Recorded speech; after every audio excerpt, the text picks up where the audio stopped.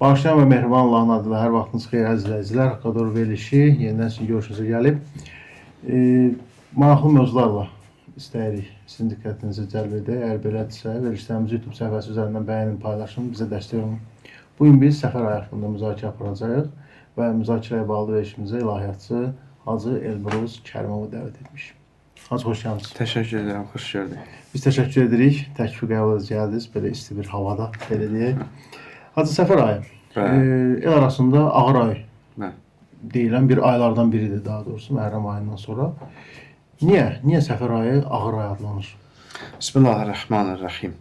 Səfər ayının ağır ay adlanması əvvəla qeyd edək ki, Peyğəmbərimizin, o cümlədən İmam Həsən, İmam Rıza əleyhissalam, xüsusilə Peyğəmbərimizin deyək ki, onların vəfat günü və yaxud şəhadət günü səfər ayına təsadüf edir.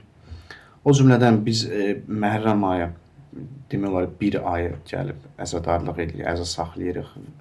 İmam Hüseyin əleyhissalamın Ərbəyin ziyarəti ilə səfər ayına həm də təsadüf edir. Həm bunları demək olar, həm də ağır ayı ona görə demək olur ki, İmam Səccad əleyhissalamdan soruşdular ki, sizin üçün ən ağır müsibət nə zaman oldu? İmam Səccad əleyhissalam 3 dəfə dedi ki, Əş-Şam, Əş-Şam, Əş-Şam. Yəni Şamda olan müsibətlər. Kərbəlada olan müsibətlər, onlar da müsibətdir. Amma imam dedi ki, ən böyük müsibət bizim üçün Şamda oldu, Şamda baş verdi ki, o da səfər ayına təsadüf edir. Səfər ayına necə təsadüf edir? Yəni, əsrləri İmam Hüseyin əleyhissalamın ailəsini Küfəyə, oradan Şama gətirəndə elə səfər ayında olmuşdu. Olmazın zülmün edərək onları gətirmişdilər. Qeyd olunur ki, təsvir edin ki, əsrləri qatar kimi düzmüşdülər. Lap başda İmam Səccad əleyhissalam idi, axırda da xanım Zeynəb idi. Deyirlər ki, iplə bağlamışdılar. İpin bir başı İmam Səccad əleyhissalamın boğazına bağlamışdı, ipin sonu da xanım Zeynəbin başına bağlamışdı ki, təsvir edin ki, kimsə yorulanda, yıxılanda, axı bir-birinə bağlıdır, hamısı yıxılardı. Belə bir əzab-əziyyətlə onları şəhər-bə-şəhər gəzdirdilər. Ona görə İmam Səccad əleyhissalam deyir ki, Şamda olan ən çətin müsibətimiz Şamda idi və o cümlədən İmam sayır bir ki, hansı müsibətlər idi, nə üçün o qədər çətin idi. Hətta mən bunu qeyd edim, İmam Səccad əleyhissalam o qədər ağlayır. Deyirlər ki, niyə bu qədər ağlayırsan? Axı, şəhadət sizin üçün bir kəramətdir, Allahın sizə verdiyi bir kəramətdir. Siz niyə bu qədər ağlayırsınız? İmam Səccad əleyhissalam maraqlı bir söz dedi, düzdür. Şəhadət Allahın bizə nəsib etdiyi bir üstünlükdür, gözəllikdir, amma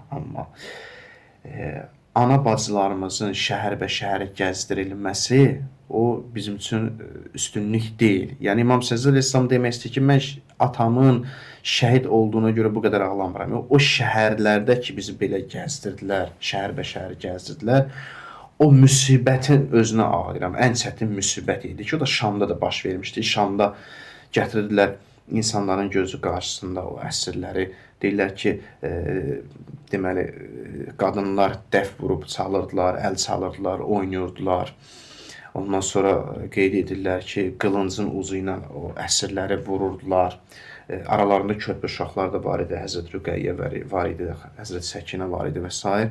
O cümlədən çox çətin müsibətlərdən də biri bu idi ki, məsələn, istəyirlər onları qul bazarına aparıb satsınlar, düzdür, ona Allah icazə vermədi, bu cür rəftar edirdilər və hətta qeyd edirlər ki, fit çalırdılar, üzr istəyirəm, fit çalırdılar, əylənirdilər, bu cür yəni rəftar edirdilər imamın özü və balaları ilə.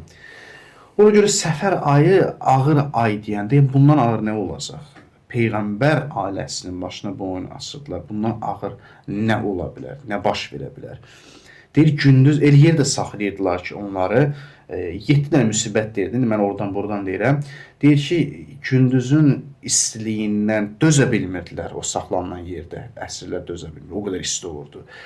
Gecənin də soyuğundan dözüb qala bilmirdilər. Az susuz o cür saxlamışdılar. Ona görə əlbəttə ki, səfər ayı bizim üçün çox bir ağır bir aydır. Kimsə səfər ayında məsələn, çıxıb toy edir, misal olaraq. Səfər ayına adi bir ay kimi hesab edirik.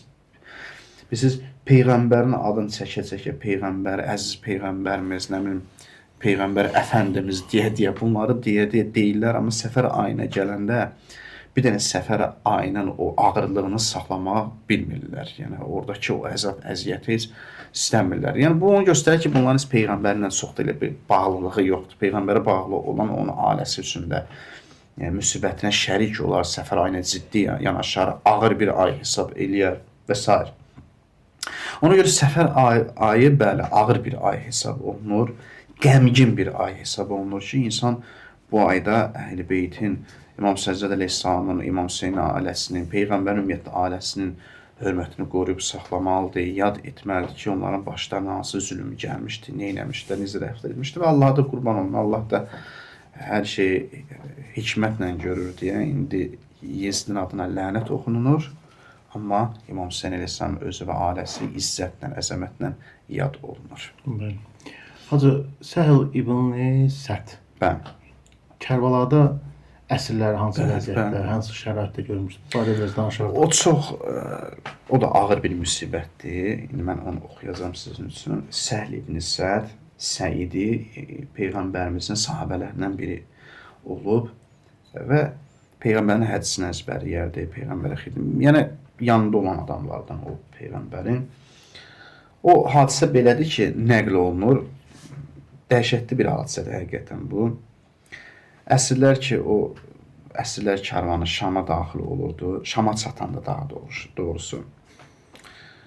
Peyğəmbərin sahabələrindən Səhl dediyimiz Səhl ibn Səd özü nəql edir bunu.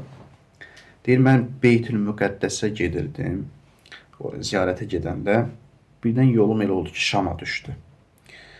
Deyir, o belə bir şəhər idi ki, çoxlu ağaclar var idi. Bol axarlı çayları var idi oranın. İndi o şəhəri tərif edir. Sonra deyir ki, gördüm ki, şəhərin o vaxt yəni belə idi, şəhər bir şəhərin qapısı olardı, divarları olardı da. Deyir, gördüm ki, şəhərin qapısına və Şam şəhərinin qapısına və divarlarını ipək pərdələrdən örtüblər. İpək pərdələrdən. Yəni bu bir şadlığın, şənliyin simvolizə edir də. Gördüm ki, o şəhərdən insanların səsi gəlir, şadlıq səsi gəlir. Əllərində gördüm, qadınlar əllərində dəf, nağara çalırdılar, oynayırdılar. Başa düşməm ki, nə baş verib, nə?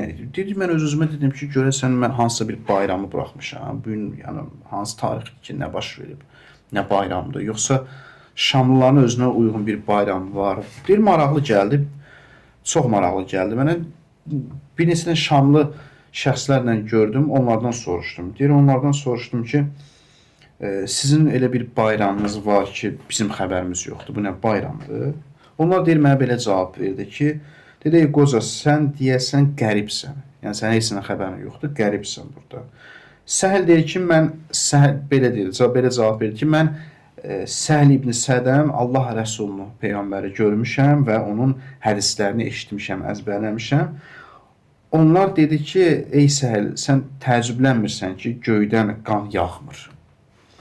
Yer öz əhlini udmur. Yenə deyir, mən başa düşmədim ki, yəni, bunlar niyə belə deyir ki, nə baş verir, bu nə səs-küydür, nə bayramdır, bir mənə deyin.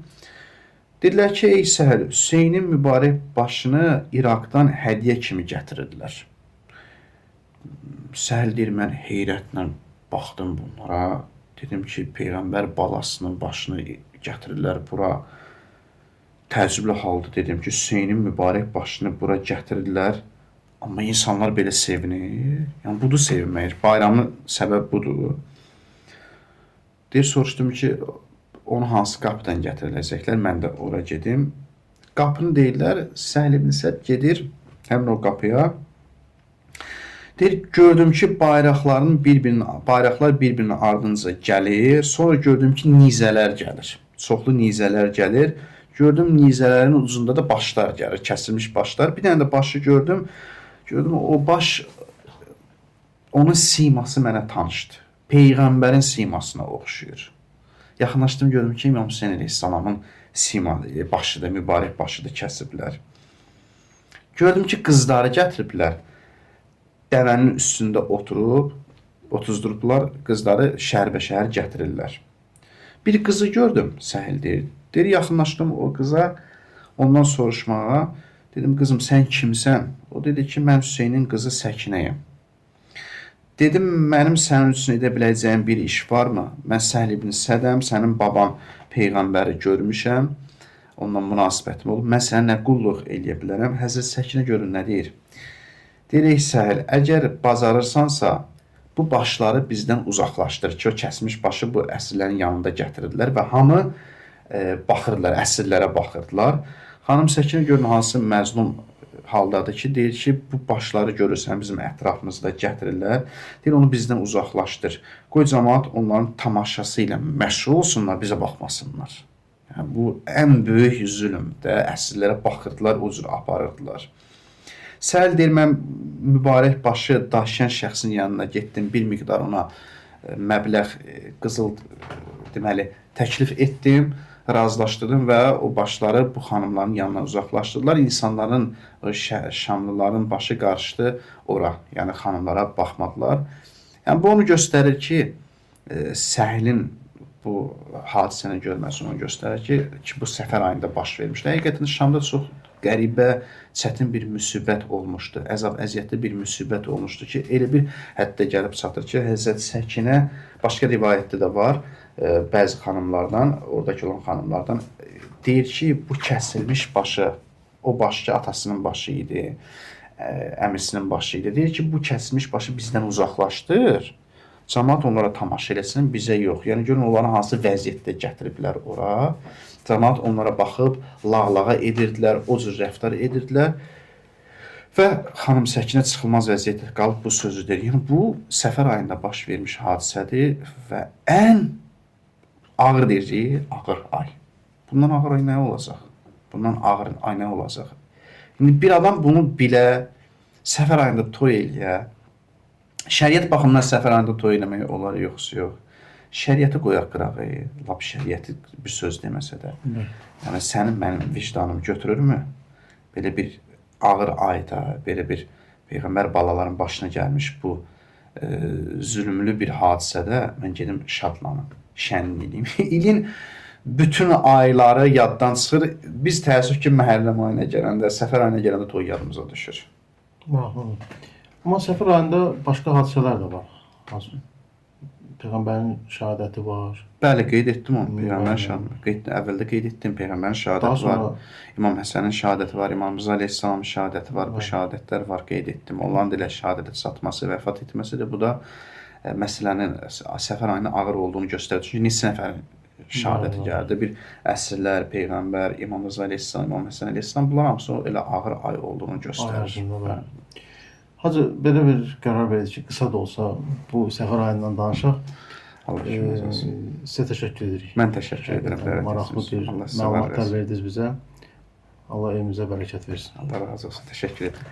Belə izləyicilər, qeyd etdiyim kimi istədik bir səfər ayı haqqında müzakirə aparaq. Çünki sosial şəbəkələrdə də bu ay haqqında məlumatı az olan şəxslər var. İnşallah bizim veriş çərçivəsində baxarlar və bu nəticə çıxararlar.